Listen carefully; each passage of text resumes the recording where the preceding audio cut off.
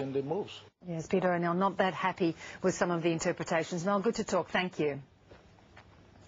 Now, melanoma is known as Australia's cancer, and it's not hard to see why, with more than 12,000 people diagnosed with the disease each year. Now, today, there's been some great news for those with melanoma. A drug that can buy time for those with the most advanced form of the disease has been added to the pharmaceutical benefits scheme. Now, someone who's been a vigorous campaigner for this is Melbourne father Scott de Young. He only managed to get the drug after friends and family raised tens of thousands of dollars to pay for it. And Scott joins us now. Scott, good morning to you. Good morning. You've already started taking doses of this drug, Yervoy. What sort of a difference will it make to you? Well, for me personally, it's the possibility of adding time to my life. I'm due to have my 4th dose today, which is the last in the cycle. So most importantly me is to have time with my family. So yeah. Happy days from here on up, I hope. Yes, let's hope, because you do have 3 young children as well. Yeah, I do have a 7-year-old daughter, almost 5-year-old son, and a boy who's just turned 1, so it's very important to spend crucial time with them. It is indeed. Now, before getting access to this drug, how long had you been told you had to live, Scott? My prognosis was 12 months or less, so yeah, it wasn't a great prognosis. And best case scenario, now that you're taking this drug, how much can that be extended? Well, look, there's some cases of people being on Yervoy drug for up to 4 years, so that's huge. And which is fantastic news for anybody suffering from melanoma. Does it frustrate you, and you, as we have said, have been a vigorous campaigner to get this drug on the PBS, has it been frustrating that it's taken so long to achieve this?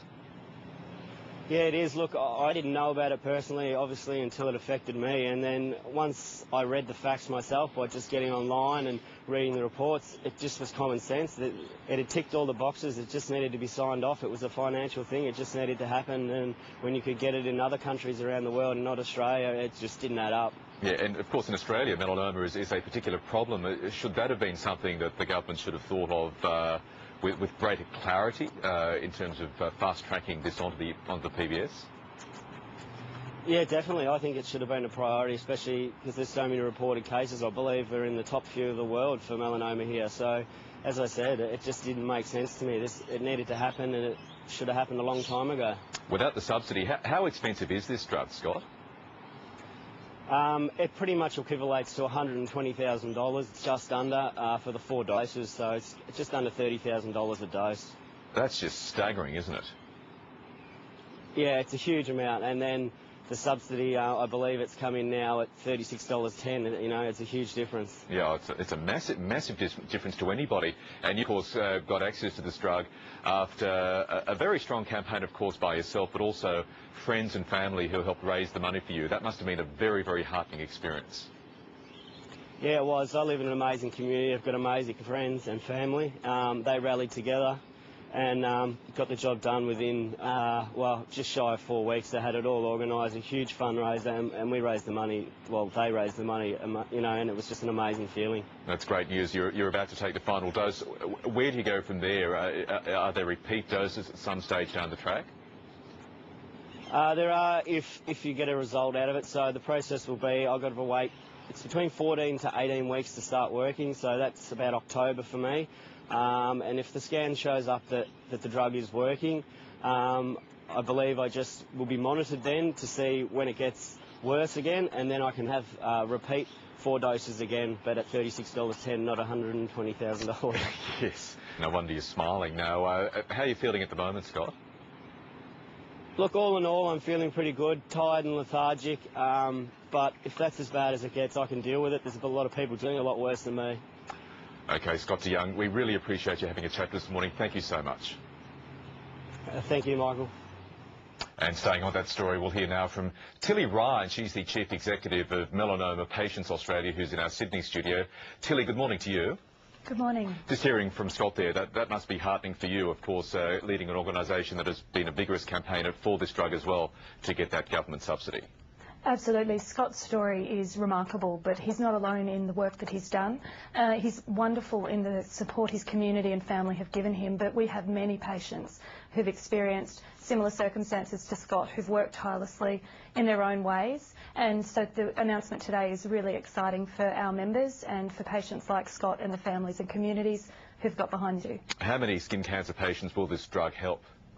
There are 12,000 Australians diagnosed with melanoma each year and about 1,500 deaths from melanoma each year. So each case is dealt with individually by the clinician and the patient. So the treatment will, though, help those patients dealing with the aggressive melanoma at an advanced stage, and this provides them with greater opportunity for prolonged life expectancy, and hopefully in that time then other developments will assist them as they move forward. So Scott is a great example of the type of person this treatment will assist. $120,000 for a dose pre-subsidy. As Scott said, that just put it so firmly out of the ballpark for virtually everyone, didn't it?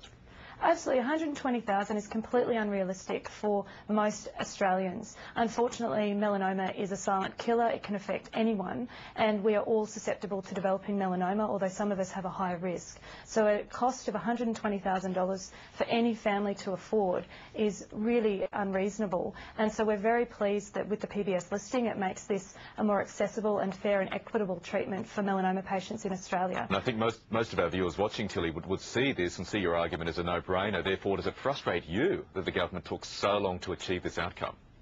Absolutely. It's frustrating for patients. When you're dealing with a melanoma diagnosis that could be terminal, you don't want to be having to fundraise or lobby government. You really just want to be able to go to your doctor, be prescribed a treatment that's affordable, that will give you the best life expectancy. So the delay in getting this listed, while we appreciate the government has due process, it's important that the needs of everyday Australians dealing with melanoma are taken into account. So this is an aggressive type of cancer when it is in the advanced stages, and the availability of medications and treatments at an affordable level makes the journey a lot easier for people to deal with. Okay, Tilly Ryan, a great outcome. Thank you so much for talking to us this morning. Thank you kindly. Now this week the ABC is looking at Australia's place on the global stage.